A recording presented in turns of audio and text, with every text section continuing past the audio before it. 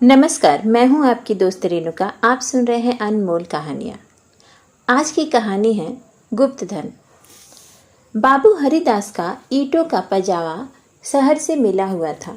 आसपास के गांवों से सैकड़ों स्त्री पुरुष लड़के नित्य आते और पजावे से ईंट सिर पर उठाकर ऊपर कतारों में सजाते। एक व्यक्ति पजावे के पास टोकरी में कौरियां लिए बैठा रहता था। वह मजदूरों को ईंटों की संख्या के हिसाब से कौरियां बांटता। ईंटें जितनी ही ज्यादा होती उतनी ही ज्यादा कौरियां मिलती। इस लोभ के कारण बहुत से मजदूर बूते के बाहर काम करते। वृद्धों और बालकों को ईंटों के बोझ से अकड़े हुए देखना बहुत करुणाजनक दृश्य था। कभी कभी बाबू हरिदास स्वयं आकर कौड़ी वाले के पास बैठ जाते और ईंटें लादने को प्रोत्साहित करते। यह दृश्य तब और भी दारुण हो जाता था जब ईंटों की कोई असाधारण आवश्यकता आ पड़ती थी, जिसमें मजूरी दूनी कर दी जाती और मजूर लोग अपनी सामर्थ्य से दूनी ईंटें लेकर चलते। एक एक पग उठाना कठिन हो जाता।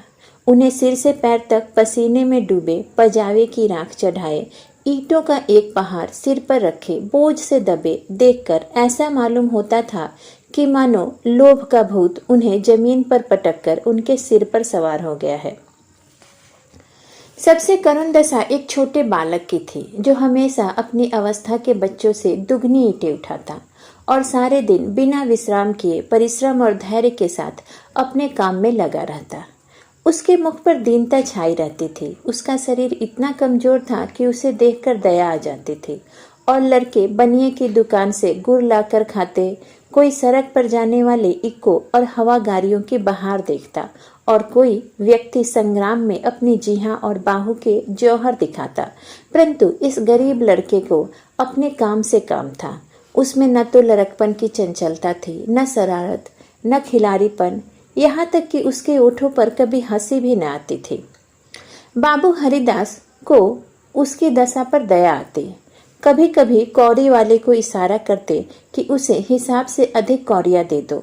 कभी कभी वे उसे कुछ खाने को भी दे देते थे। एक दिन बाबू हरिदास ने उस लड़के को बुलवाया और अपने पास बिठाकर उसके हाल समाचार पूछने लगे। तब उन्हें ज्ञात हुआ कि उसका घर पासी के गांव में है। घर में उसकी बूढ़ी माता के सिवा कोई और नहीं और वह भी किसी पुराने रोग से ग्रस्त रहती हैं। घर का सारा भार इसी लड़के के सिर पर था। कोई उसे रोटियां बनाकर देने वाला भी न था। शाम को जाता तो अपने हाथों से रोटियां बनाता और माँ को खिलाता था। वह जाति का ठाकुर था।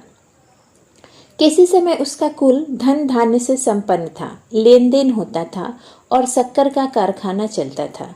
कुछ जमीन भी थी, लेकिन भाइयों की स्पर्धा और विद्वेष ने उसे इतनी हीना अवस्था को पहुंचा दिया कि अब रोटियों के लाले पड़े हुए थे। लड़के का नाम मगन सिंह था। उस लड़के की व्यथा जानकर हरिदास ने उससे पूछा, बेटे, गांव वाले तुम्हारे कुछ मदद नहीं करते? मगन बोला, वे क्या मदद करेंगे? उनका वश चले तो मुझे ही मार डाले। सब समझते हैं कि मेरे घर में रुपये गए हैं। हरिदास ने उत्सुकता से पूछा, पुराना घराना है, कुछ ना कुछ तो होगा ही। तुम्हारी माँ ने इस विषय में तुमसे कुछ नहीं कहा? मगन बोला, नहीं बाबूजी, एक पैसा भी नहीं है। अगर होते तो अम्मा इतनी तकलीफ क्यों उठाती? बाबू हरिदास मगन सिंह से इतने प्रसन्न हुए कि उसे मजदूरों की श्रेणी से उठाकर अपने नौकरों में रख लिया। उसे कौड़ियां बांटने का काम दिया और पजावे में मुंशी जी को ताकीद कर दी कि इसे कुछ पढ़ना लिखना सिखाइए ताकि इस अनाथ के भाग्य जाग उठे। वह एक कर्तव्यशील और चतुर लड़का था। उसे कभी देर ना होती, कभी नागा ना होता। कुछ ही दिनों में उसने बाबू साहब का विश्वास प्राप्त कर लिया। पढ़ने लिखने में भी वह कुशल हो गया था। बरसात के दिन थे। पजावे में पानी भरा हुआ था। कारोबार बंद था। मगन सिंह 3 दिनों से गैर हाजिर था। हरिदास को चिंता हुई। क्या बात है, कहीं बीमार तो नहीं हो गया? कोई दुर्घटना तो नहीं हो गई? कई आदमियों से पूछताछ की, लेकिन कुछ पता नहीं चला। चौथे दिन पूछते पूछते वे मगन सिंह के घर जा पहुंचे। उनकी आवाज सुनते ही मगन सिंह बाहर निकला। हरिदास ने उससे पूछा, क्या बात है मगन, तुम कई दिन से काम पर नहीं आए, माता की तबीयत तो ठीक है ना?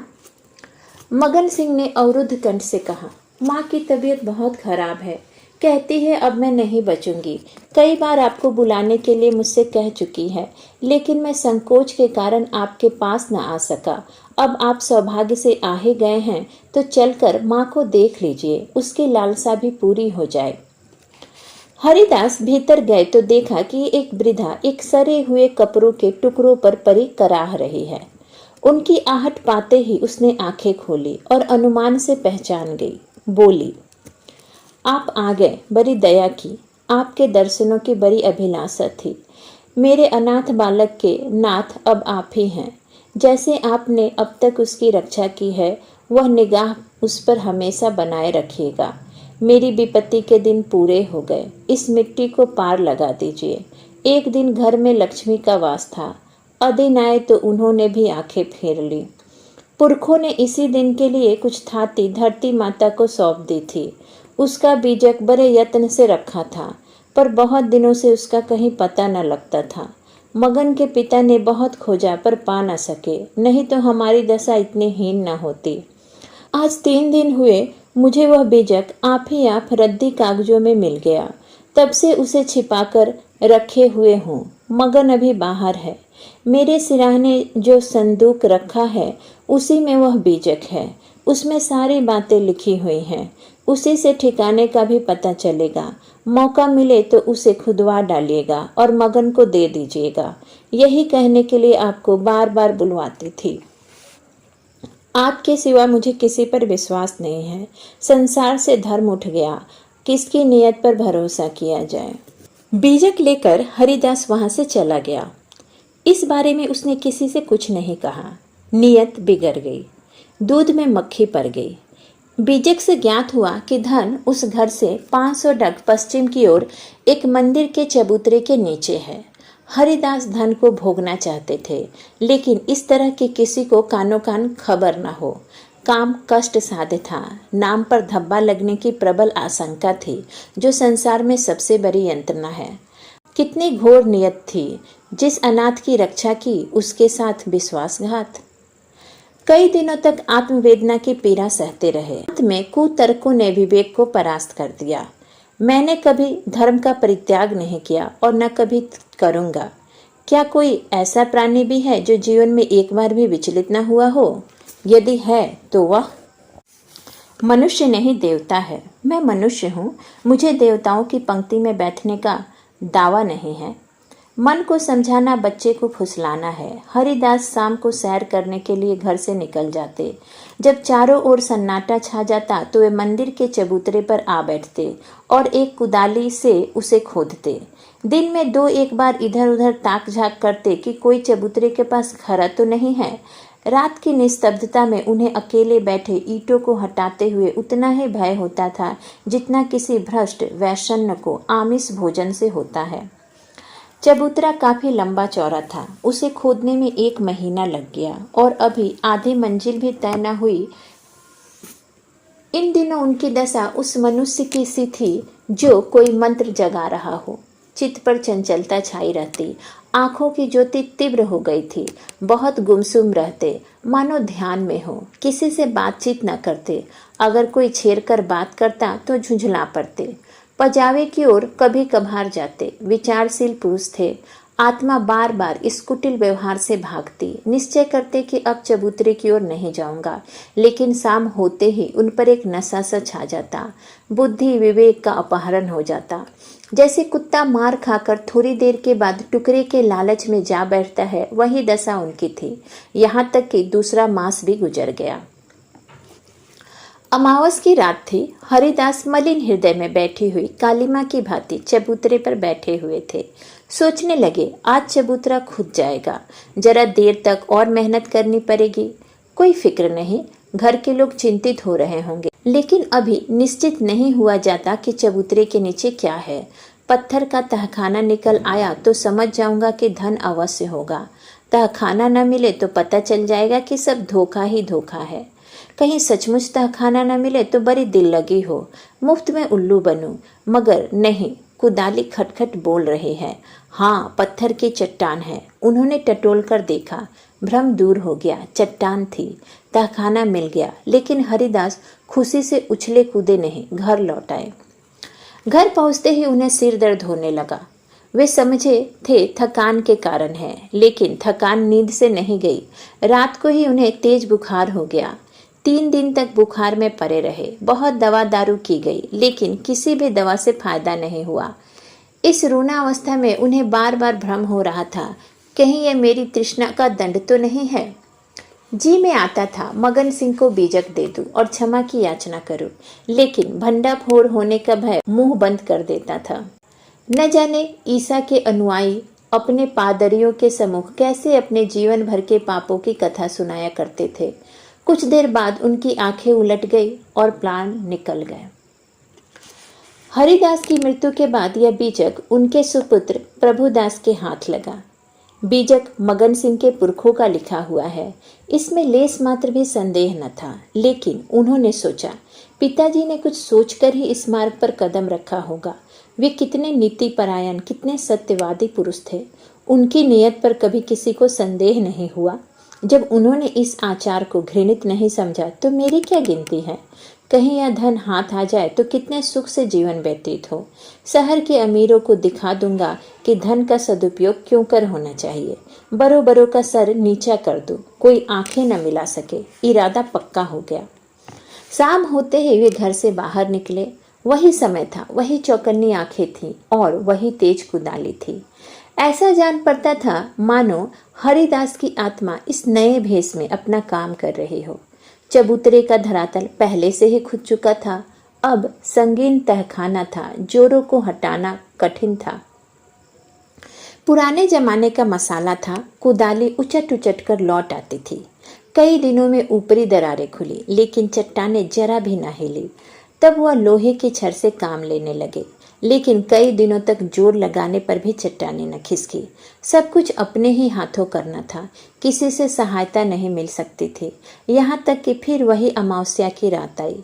प्रभुदास को जोर लगाते 12 बज गए और चट्टानें भाग्य रेखाओं की भांति अटल थी। लेकिन आज इस समस्या को हल करना आवश्यक था। कहीं तहखाने पर किसी की निगाह पड़ जाए तो मेरे मन का लालच मन में ही रह जाए। वह एक चट्टान पर बैठकर सोचने लगे, क्या करूं, बुद्धि कुछ काम नहीं करती। तभी सहसा उन्हें एक युक्ति सूझी, क्यों ना बारूद से काम लूं।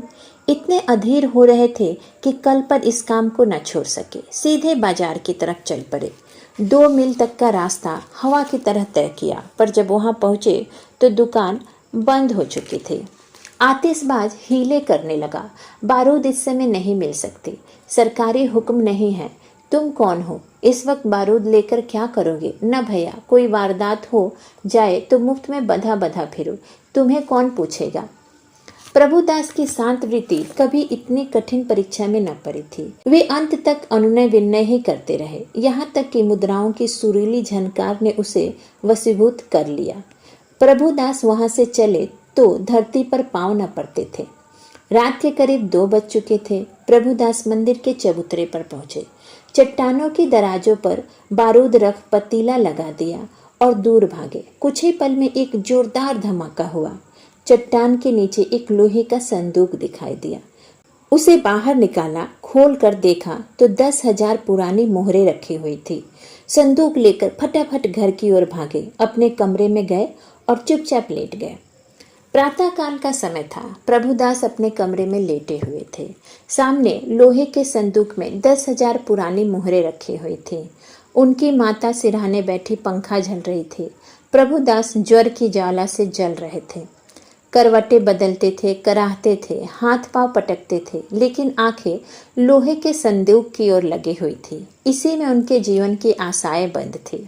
मगन सिंह अब पजावे का मुंशी था। इसी घर में रहता था। आकर बोला, पजावे चलिएगा, गाड़ी तैयार कराऊं।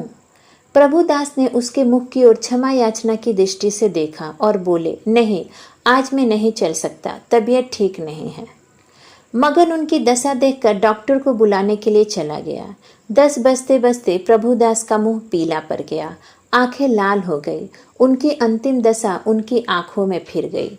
लगता था वे इसी शोक घटना की पुनरावृत्ति है।